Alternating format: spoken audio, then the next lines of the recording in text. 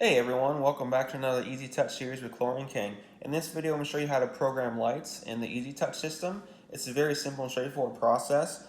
And to program the lights, you can have up to 12 lights that can be accessed from the lights menu. And you can switch all the lights on, all the lights off. You can rotate the colored lights, operate in telebright color shows, and also synchronize Pentair colored lights, SAM and SAL lights, and IntelliBrights. So the only circuits that were labeled as any type of light during the circuit function procedures will appear in this field. So let's go ahead and show you where that field's at. You want to go here to menu, and you want to go to lights, and you want to go to config.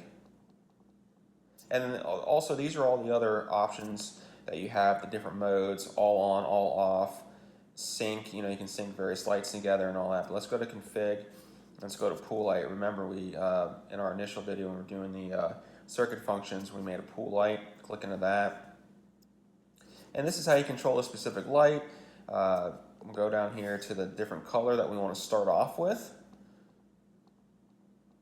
So we want it to start at blue, for instance, and then we'll have it skip every 5th different position. So in other words, it'll skip 5 different colors, for instance, and then so that way it's not the same colors every single time, and then also the delay.